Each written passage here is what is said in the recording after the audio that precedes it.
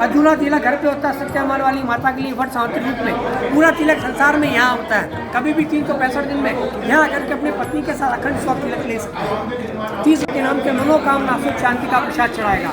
मनोकामना में धन व्यापार बिजनेस सुख प्राप्ति की मनोकामना करते हैं, जो कि नाम गोत्र मंत्रों द्वारा वो इंतजार करते हैं, प्यासे होते हैं कि परिवार से कोई भूले चूके जाने अनजाने में कहीं पुष्कर जी के तीर्थ में आएंगे तो कभी अपने हाथों से जल देकर के हमारी आत्मा को पानी पिला के हमें मोक्ष प्रदान कराएंगे।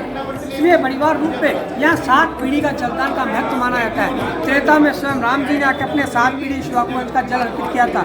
गया में पिंडदान कराया, मोक्ष नहीं मिला तो राम जी के द्वारा भविष्यवाणी हुआ ब्रह्मलोक द्वारा कि ब्रह्मा को राम जी को ब्रह्मलोक पुष्कर में जाना होगा, पिता के नाम से श्रद्धांजलि अर्पित करनी होगी। तो राम जी ने खुशी मन से अपने पीढ़ी को 7 पीढ़ी को जल अर्पित किया पिता के साथ। उन्होंने वरदान रूपी 7 पीढ़ी का छोड़ा। जो भी आएगा गृहस्थ जीवन से यही बैठकर 7 पीढ़ी को याद करके उन्हें जल अर्पित करेगा। जो कहीं अटक गया हो संसार सृष्टि में, ब्रह्मलोक में, या कहीं अटक जाता है सुपास लोक में या मृत्यु लोक में या फिर स्वर्ग लोक में, जहाँ भी अटका उसको मोक्ष नहीं मिला तो यहाँ जल देने से उन्हें मोक्ष मिलता है। अपने पितरों इसीलिए पितरों का आशीर्वाद ही मानिए जो इतना दूर पुष्कर जी में आगमन हुआ आपका। उनके आशीर्वाद से सभी कार्य बनते हैं।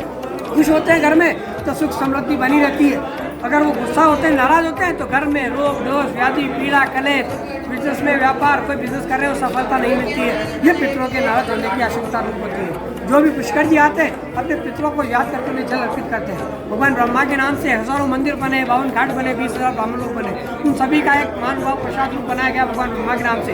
यहाँ पे राजा अमीर गरीब प्रधानमंत्री को सामान तोड़ा जाता है। इसी ब्रह्म पेड़ी पे बैठ कर प्रसाद अर्पित कराया जाता है। ये नहीं कि राजा है तो आसन दिया जाता है बैठने के लिए, नहीं। इसी ब्रह्म पेड़ी का मान है। जो भी आता है 20 रुपये का थल लेता है, 20 मिनट का समय ब्रह्मा जी के नाम से यहाँ ब्रह्म सरोवर पे देता है, बैठ करके चढ़ा करके अपनी यात्रा पूरी करता है। बाद में भगवान ब्रह्मा जी को ठाकुर जी को भोग लगाते हैं। भगवान ब्रह्मा जी के नाम से कहीं कोई मंदिर मूर्ति नहीं है, न कभी आपने उनका प्रसाद चढ़ा के सौभाग्य प्राप्त किया। ये सौभाग्य यहाँ बैठ करके आपको 1000 गुना फल के बराबर प्राप्त होता है। इस प्रसाद का महत्वदान 4 रूपी में होता है, 4 मुख के द्वारा। ब्रह्मा के 4 मुख मंदिर में दर्शन करूंगा।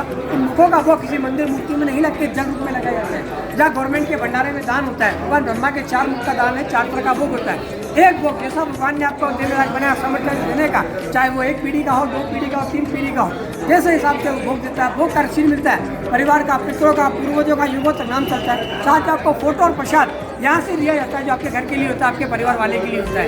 ये यहाँ का जानकारी है। दान का सर्वोच्च राशि 2100 रुपये से लेकर 1 लाख तक का होता है। जिसको जैसा बनाया भगवान ब्रह्मा ने, जिसका जैसा पोखी तलाव करता है ऐसा वो दान करता है। ब्रह्मांड को मन स्वरूप दक्षिणा देकर अपनी यात्रा संपन्न करता है। जो ब्रह्मांड का चक्कर करता हुआ यहाँ करके गिरा, गिरने से जल का उत्पत्ति हुआ। जल का नाम रखा पुष्कर।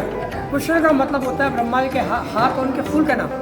संस्कृत में हाथ को कर कहते हैं, फूल को पुष्प कहते हैं। जब दोनों को मिलाया जाता है, संधि किया जाता है तो पुष्प और कर पुष्कर नाम आता है। ये फोटो आप दर्शन करो। ब्रह्मांड की यही एकमात्र फोटो जो घर में रख के पूजा की जाती है ब्रह्मा के दर्शन के रूप में। ब्रह्मा जी है, ब्रह्मा जी की पहली पत्नी सावित्री है, ब्रह्मा जी का दूसरा पत्नी गायत्री है। ब्रह्मा का जोड़े का दर्शन है। ब्रह्मा जी ने ये तीर्थ का निर्माण जब सतयुग में किया, कमल का फूल गिरा के जल का रचना किया, तब भगवान ब्रह्मा ने मन में विचारा मैंने जगह तो बना लिया है लेकिन इसका होना व्यर्थ है। जब तक इसका शुद्धि नहीं होगा, नामकरण नहीं होगा। शुद्धि के लिए उन्होंने समय निकाला हिंदी महीनों के द्वारा। भगवान ब्रह्मा ने अपने मुख्य द्वार हिंदी महीने चयन बनाए। इसमें जेठ बैसाख आषाढ़ श्रावण भाद्रपद बोलता ना, इनमें सबसे प्योर मंथ था, पवित्र महीना था कार्तिक का महीना। उसमें एकादशी से पूर्णिमा 5 दिनों का ब्रह्म मुहूर्त निकला। 5 दिनों के नाम से आज भी ब्रह्मा का प्रसिद्ध मेला पड़ता है। ब्रह्मांड में फेमस प्रसिद्ध मेला होता है पुष्कर मेला। आपने सुना होगा नासिक में कुंभ होता है, जैसे ब्रह्मा का कार्तिक मेला होता है। ये 5 दिनों के मुहूर्त में भगवान ब्रह्मा ने अपनी पत्नी सावित्री को बोला 16 श्रृंगार के लिए। उसके पहाड़ी पे जाके 16 श्रृंगार करके आई तो मेरे साथ बैठ कीजिएगा, हवन कीजिए। देवी से ला के 16 श्रृंगार किए तो भगवान ब्रह्मा ने तैयारी शुरू किया। समय बीत गया, 5 दिनों का मुहूर्त में 4 दिन निकल गया। ब्रह्मा ने गुस्सा किया, क्रोध किया कि उनकी पत्नी को आने में समय क्यों लग रहा है। कोई भी पत्नी समय गंवाती है तो गुस्सा करते हैं, पति गुस्सा करता है कि समय क्यों लग रहा है। अब उन्हें बुलाने के लिए भगवान ब्रह्मा ने अपने बेटे नारद को भेजा कि आपकी माता को आने में देरी क्यों लग रहा है, बुला के लाओ। बिना उनके मैं यज्ञ कैसे पूरा करूँगा। तो घर में कोई भी पुण्य कार्य होता है पत्नी और शुभ मुहूर्त की आवश्यकता होती है। लेकिन उनकी पत्नी नहीं आ रही थी तो गुस्से में हो रहे थे। तो उन्होंने निश्चय किया अगर ये समय निकल गया, मुहूर्त निकल गया तो वापिस से युगों तक मुझे यहाँ बैठ के आराधना और तपस्या करनी पड़ेगी।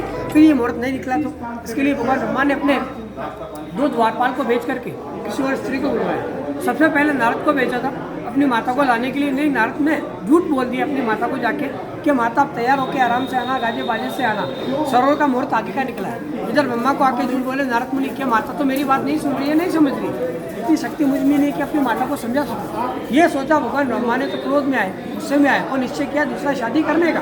दूसरा शादी उन्होंने किया वेद माता गायत्री से। ये वो देवी जिनका घर में आप मंत्र नहीं बोलते, ओम भूर्भुवस्सुः है तत्सवितुर्वरेण्यं भर्गो देवस्य धीमहि धियो यो न प्रचोदयात्। ये ब्रह्मा का दूसरा पत्नी है। इन्होंने ब्रह्मा से विवाह किया था उस समय गंधर्व, और यज्ञ में स्थान दिए, यज्ञ में जोड़े से आहुति दिया यज्ञ में, ओम स्वाहा ओम स्वाहा ओम स्वाहा। ये स्वाहा का स्वर संसार में गूंजने से ब्रह्मा का पत्नी सावित्री सुन लेता है पहाड़ी पे।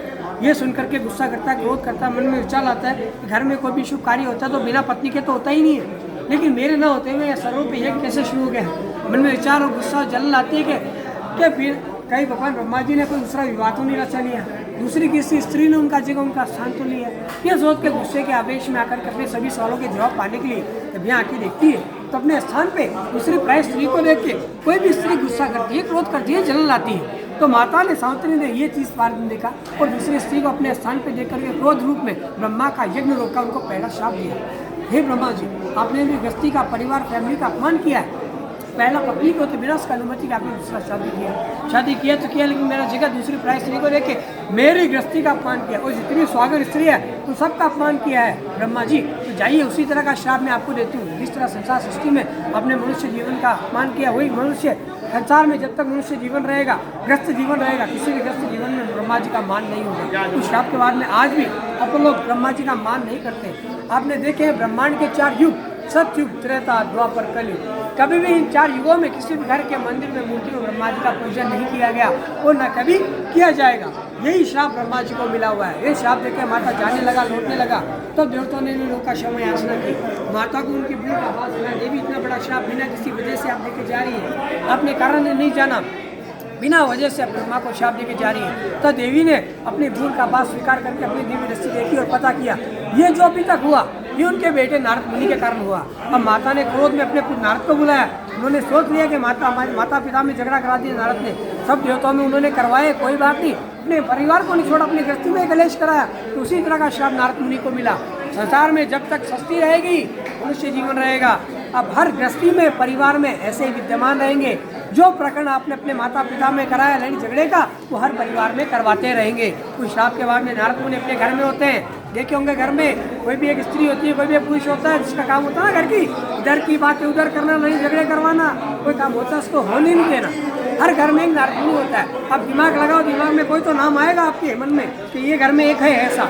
ये श्राप देखे माता जाने लगा, लौटने लगा, तब देवी देवताओं ने रोका, क्षमा याचना की, उन्हें उनकी भूल का वास कराया गया। देवी इतना बड़ा श्राप ऐसे देके जा रही है, अपना श्राप और शब्द लौटा लो। तो देवी ने बोला मुंह से कोई शब्द निकल जाता है, एक बार तो लौट के नहीं आता है। श्राप दे दिया जाए, किसी को लौटाया नहीं जाता। पश्चाताप रूप करते हुए वरदान देती हूँ, जिस जल पुष्कर के लिए आप यज्ञ हवन कर रहे हैं, गृहस्थ जीवन से जो कोई भी आएगा इसी जल में ब्रह्म रूप में ब्रह्मा का मान करेगा, एक प्रसाद चढ़ा करके अपनी यात्रा पूरी करेगा। कलयुग में कोई मंदिर या मूर्ति बनेगा, उसका पूजन सन्यासियों का होगा। कोई मंदिर मूर्ति बनी कलयुग में, उसका पूजन सन्यासियों का है। गृहस्थ जीवन वाला सतयुग, त्रेता, द्वापर, कलयुग 4 युगों में इसी जल रूप में ब्रह्मा का दर्शन करता है, पुष्कर जी रूप में यही का प्रसाद अर्पित करके मनोकामना पूरी करता है। ये वरदान देके माता पहाड़ी पे चला गया, हमेशा के लिए कभी ब्रह्मा के पास गया। हाँ, ब्रह्मा जी और गायत्री जी ने अपना यज्ञ किया। ब्रह्मा ने जिस कर्म के लिए यज्ञ किया था उस कर्म का उन्होंने यज्ञ का